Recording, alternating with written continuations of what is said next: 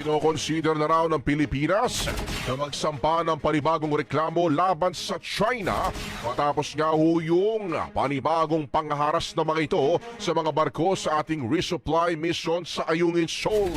Ay po mga kabrigada kay National Task Force on the West Philippine Sea spokesperson, Assistant Director General Jonathan Malaya, bumuo na raw ho sila ng isang team kasama naman si Solicitor General Minardo Guevara para tingnan niyang usapin na yan.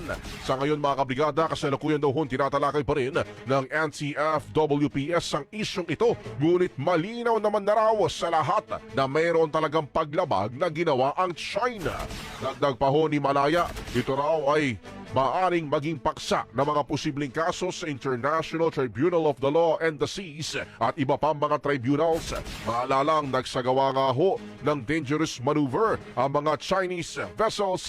Diyan nga ho yan sa mga pinag-aagawang teritoryo. Numpirma na nga ho mga kabrigada ni Philippine National Police Chief General Benjamin Acorda ang pagkaka-aresto sa 6 na mga suspects dito nga ho sa mga missing sabongeros. Inaresto ng mga miyembro ng CIDG sina Julie Patidogan, Carlos Saballa, Virgilio Bayog, Roberto Matiliano Jr., John Reconsolacion at Gleer Codilla. Nahanap daw ho ng CIDG ang kinaroroonan ng mga suspects sa pamamagitan ng isang informante at inaresto kasunod ng 2 buwang surveillance operations. Ang mga reklamong kidnapping at serious illegal detention ay inihain na nga ho noong March 2022 laban nga ho sa 6 na mga suspects na yan sa DOJ. Nagsampa na rin ng hiwalay na kaso ang CIDJ para naman ho sa kidnapping at serious illegal detention kaugnay sa pagkawala ng isang online sabong master agent noong 2021.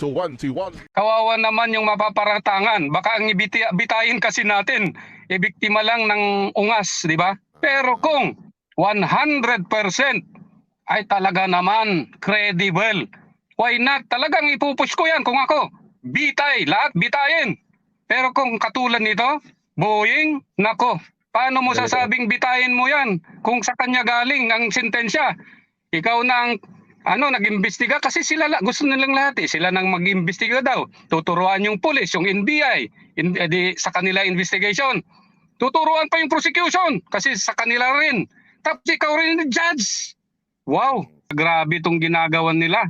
Hindi lang sa akin to siguro Oh, kahit nga Putang po. ina, grabe. So sinabi nyo rin yung Ay. sa tingin nyo yung kay Congressman Tebes isa ring form ng political persecution yun? Oo, tol. Kasi hindi naman talaga ganun ang Bakit ba ikaw as Secretary of Justice, dapat katulad ko sa akin na lang para mas maliwanag. Di ba may pulis naman na mag-i-investigate? Mayroon namang NBI kung gusto mo NBI. Pagdating doon, di pasok ninyo yung kasong yun, naimbestigahan. Nasa prosecution, kung yung prosesong yun, nakikita nila na mayroon talagang offense committed by this putang inang suspect, di file ninyo sa court. At yung court na ang bahala. Ganun sana, hindi yung nakikialam siya. Lahat pinapakialaman niya Lahat kasi pinapakialaman niya. Siya nga si Judge Dredd. Baka hindi kaya, di ba sinabi nyo kanina, ginawang terorista si Congressman Tebes ng ganun-ganun lang. Baka kayo isunod. Baka kayo na maging terorista sa susunod. Oo, dapat nga. Pasalamat naman ako sa Diyos at ganun lang. Sabi ko nga, mabait pa rin ng nakaalalay pa rin ng Diyos. Kasi hanggang ganun pa lang naman. Pero ayoko naman na grumabi pa yung gagawin nila. Pero pag grumabi, sigurado magiging terorista ako, putang inang yan. Pamilya na ang ini-involve nila, wala naman dapat. Mga inosente, wag nilang kantihin. Dahil kapag ang inosente, kinanti ninyo, putang ina. Kahit sa impyerno, pupunta ako. Oo nga, tol. Saka, nakasubaybay din nga ako sa inyo. Yung mga comment ninyo, mga titles ninyo sa vlogs ninyo, contents ninyo. Bakit sa tuwing magkakaroon ng aberya ang gobyerno, biglang bantag na naman, Tebes na naman. Diba? Ko yun sa inyo Diba? Kapag yun, halimbawa, mayroong smuggling, biglang si bantag na naman ang ilalabas sa media. Alam mo, tol, didiretsyoin kita sa nakikita ko dahil lang involved dyan si Angie Bautista, pera lang kaya binalik yon. Ang cover up lang yan, bahay ni Lolo, kunwari, pero kumikita sila. Paano hindi sila kikita? Bibili ng commander, doon sa hardware ni Bautista. Siyempre, kumikita sila ni Katapang. Sasabihin nila, para sa nito, sa welfare ng mga matatanda, bahay ni Lolo. Oo nga, bahay ni Lolo, ang galing-galing mo, Bautista, Katapang. Pero sinong gumasto dyan? Sana kung gumasto dyan, si Angie Bautista at Katapang, hindi naman di ba? Sana tanungin nila, sinong gumasto doon? Sir, sila rin. Sinong nagbayad? Di Commander rin, sir. Putang ina, paanong welfare yun? Kaya Saka nga hindi ba- noon, Hindi ba delikado Eh? yun na siyempre sarado yung mga kubol eh. So kung ano-ano pwedeng gawin sa loob. Oo, tol, Posible kaya nga nung i-demolish ko yan, sabi ko, may mga nagre-reklamo ron na PDL. Sabi nila, pinaghirapan namin yan. Sabi ko, may karapatan naman silang magalit at manghinayang sa mga kubol nila kasi ginastusan nila. Pero sabi ko, hindi naman tama kasi. Dapat ang gobyerno ang nagpro-provide. Yun yung sinasabing pundo sana. Kung talagang yan ang gagawin, jail. Pero mayroon na kaming ginawa rin sa 1 billion na yon. Di na kailangan magpatayo pa si Katapang Pero yung sinasabi nilang welfare, yung kubol na yon para kay Lolo daw, kalukuhan yon. Tanungin mo kung sino nagbabayad. Speaking of Ang of nagbabayad. demolition, kasi lately, Alin to? speaking of yung pagde-demolish ng mga kupol, ikaw ba'y pabor doon sa PDL mismo yung nagigiba ng mga kubol nila?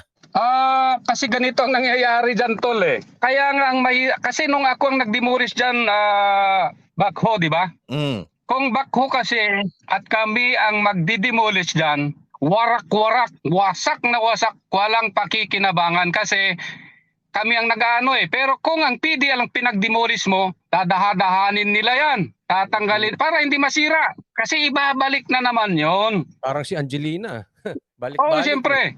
Siyempre, ikaw ba naman? Ikaw ba naman, tol? Nagbenta ka galing sa hardware mo. Tapos binayaran ka, sobra-sobra yung bayad. Tapos pa-demolish mo. Putang ina mo siguro sabihin nila, di ba? Ano, gusto nyo riot? Hindi, sige, ganito na lang gawin nyo. Kayo ang mag-demolish para hindi masira, para maibalik din ninyo. Dapat kung talagang dyan, di bakuhin ninyo, warakin ninyo para hindi na ibalik. Sunugin ninyo kung sunugin. Ganun dapat. Pakitang gilas lang yon, pakitang tao lang yon. Kasi Pamilya lang. sinabi rin ng isang senator, sabi ni Senator Tolentino, sabi daw kung walang media, parang si Senator Tolentino yata o si Congressman Tulfo na pag may media, didemolish niya pero binabalik. Sabi nila Ganon naman din ang opinion ko dyan at sa tagal ko nga sa jail, kung ang PDL ang magdidemolish, dadahan-dahanin niya para hindi mawarak, para may balik uli. Baka delikado na bibigyan mo sila ng mga bareta de cabra, di ba? Kasi deadly weapon yan Kung tol, kung may hardware doon, ano pang aasahan mo, di free for all. Lahat yan, garapalan nga tol Kung shabu nga nakakapasok, kung baril nga nakakapasok, yung mahaba nakakapasok nga, martilyo lang kaya, kabra, wala na. Kung inalaw mo yung very grave na contraband na shabu at mahahabang reple, di ialaw mo na lahat. Actually, alam nyo, Mr. Bantag, ito info to. Ito talagang first-hand information dahil since ako nga po ang manager ng Mocha Girls, may lumapit sa akin, isang organizer, hinire siya nitong Bucor para kumuha ng mga entertainers, sexy entertainer. Okay. Itong organizer, hindi naman niya alam na ako si Banat Bay. Ang alam lang niya, manager ako ng Mocha Girls. So kinukuha yung Mocha Girls para mag-concert sa loob daw ng Bilibid. Hanggang sinabi ko nga alam ba nila na ako si Banat Bay? Tapos hindi na natuloy kasi syempre tinanggihan ko yun. Baka mamaya hindi na ako makalabas doon Pagpasok ko doon hindi na ako palabasin. So, sa madaling salita po, pati ho yung mga sexy performer at mga babae na naman doon nakakapasok na naman daw uli. Yun ang balita sa akin mismo ng organizer. Oh. Okay. Nagkakatugma-tugma naman yung informer ninyo, mga informants ninyo, yung mga info ninyo, katulad din naman sa amin. Kasi syempre, hindi naman nila nasa-search lahat ng cellphone nga dahil nga nagbentahan din ng mga cellphone. May mga nagtitimbre rin sa amin doon na ganito na ang nangyayari, tilapia, bumalik na, party-party na uli. lahat nandun na uli. Balik na sa Tama dati. ka, Tol, doon. Banat Bay, totoo yun. Sige Alam mo, po. ang opinion ko lang, ba't hindi ka hindi tinuloy yung contract mo doon? Mm-mm. Kasi magiging matibay kang buhay na patuto. Mm-mm. Eyewitness ka eh. Mm-mm. At pwede mong i-vlog yun. Putang ina, sasabihin mo, kinontrata ako eh. Di ba? Kaya hindi tumuloy, Tol, yung kontrata sa'yo. Kasi, nako, patay tayo dito kay Banat Bay. Pero actually, ako na mismo ang tumanggi kasi baka mamaya hindi na tayo palabasin doon. Actually, Alam mo, Tol, nakakatawa eh. Nakakatawa ka. Mr. Bantag, alam nyo naman, napakadami yung supporters. Sa mga nanonood sa atin, maraming sumusubaybay ng mga supporters nyo at lagi kayong kinakamusta sa akin. So, ano naman ang mensahe nyo sa mga sumusubaybay sa inyo at mga gusto kayong tumakbo, mga supporters nyo? Okay. Unahin natin, siyempre itong mga mga subscribers ninyo, subscribers ng mga lahat ng vloggers na sumusuporta sa atin kay Mr. Bantag dahil sila yung parang nagpapalakas ng loob sa atin at kasama na rin kayo na naglalabas ng katotohanan na kung wala kayo talaga ay hindi rin sila magko-comment. At kung hindi rin sila magko-comment, wala na. Parang ang laban ko, sarili ko lang. Kaya ako, sabi ko nga, nagpapasalamat ako sa inyo ng buong puso, buong kaluluwa. Dahil sa suporta ninyo ay lumalakas ako na lumaban. Yun talagang na-feel ko. Kaya nga, minsan may napapanood pa akong vlogger na kahit mali-mali, pero pag nabasa mo yung comment ng mga pag sinabi kasi sa Ilocano, nagbalikas mat, sabi. Hindi, ibig sabihin, yun naman tinutubok din. Kahit nagkakakamali, ang ibig sabihin, naparating pa rin naman yung dapat iparating sa madlang people. Yun. Salamat sa inyo, Banateros, Banat Bay, Coach Oli, Boss Dada. linawin po natin, hindi ho natin alam kung asan po si Sir Bantag. Ang itanong nyo ho kung alam kung asan si Sir Bantag, mismong si Secretary Remulla, baka alam niyang, kasi alam niya lahat di ba? Alam niya nga si Tebes nasa Timor Leste.